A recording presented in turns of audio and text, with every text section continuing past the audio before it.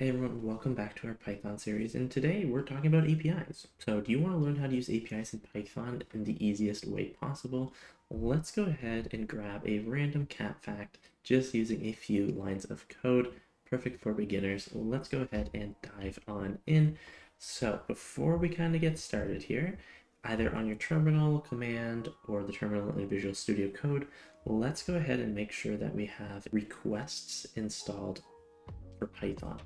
If you're unsure, or you definitely want to make sure that you have it installed, you'll do pip or pip3 install requests. You hit return, and you should see that it gets installed. I already have it installed, maybe not the latest version, that's okay. So we should be good to go. Let's go ahead and create a new Python file. And I'm going to go ahead and call this one cat facts API. Save this in our Python folder. And because we're using requests here, we're going to go ahead and import it. Import requests. It's going to allow us to easily make the API call. Next, we're going to establish the URL that we're going to be calling from. So we can just call this one URL. If you want to call it API URL, up to you. So in the URL, this is where we're going to be kind of making that request. So in this case, you could either check the documentation here. We even have like the /fact. Sometimes there's just like a little URL. There's even response codes that we have here. You can even try it out if you would like. We can even execute it. If you can see here, we have the URL, the fact, except, here's the fact, all cats have claws, etc. So what we're going to be looking for is this URL right here. And depending on the documentation, it should be pretty easy to find. Otherwise, it'll probably just be the URL /. So in this case, we're going to be having the catfact.ninja/fact.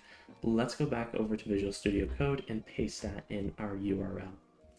We then have our response. So let's go ahead and establish our response to equal the requests.get.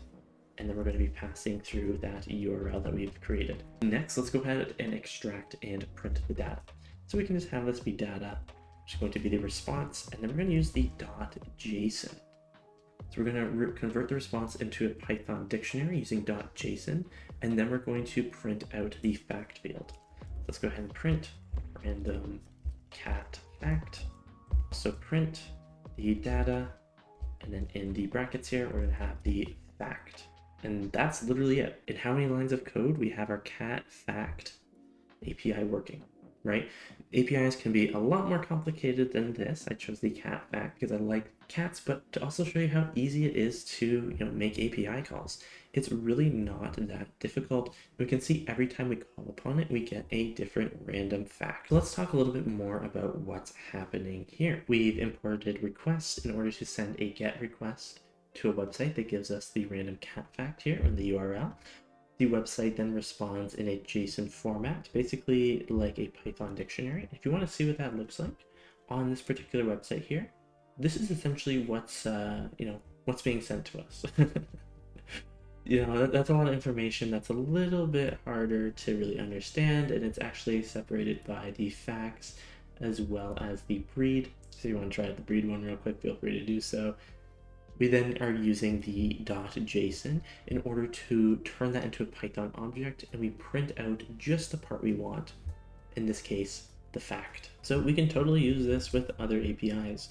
So if we wanted to, for say, use the official joke API,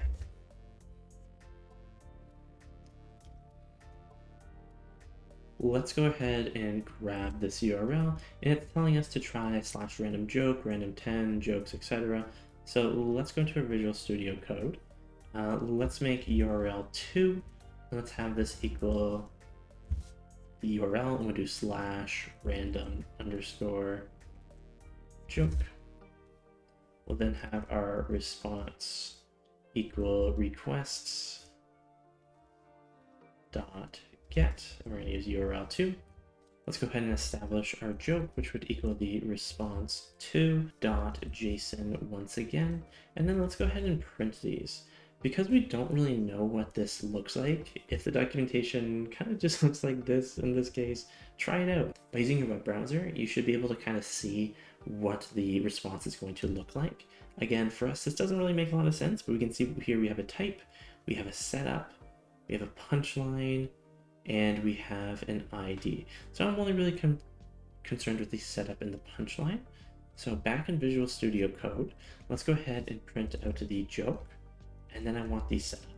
And then I'm also going to, of course, print the punchline as well. So we'll have our punch line, as it's called. Okay, let's go ahead and run our program. So we should get our cat fact, and we then get a joke. And you'll notice, because it is a random joke, it's different than the one on this API call. Let's go ahead and refresh it. This one is, how did the hipster burn the roof of his mouth?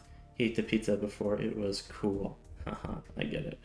And on this one, on this API call, what has ears but cannot hear? A field of corn. I get it. That's clever. It should be corny jokes. Oh my goodness. Okay.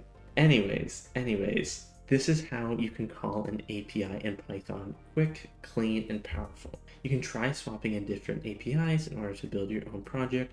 Just check the documentation as well as the API calls to see what information you're being sent. If you want to filter it like this one, if you also want to include what type it was, feel free to do so. If you are including an API key, that's where things can be a little bit different. So what happens if some APIs require a key for access? So you might have a URL like this, where it has the domain, and then it's asking you to put in your API key. A pro tip is to never hardcode your API keys.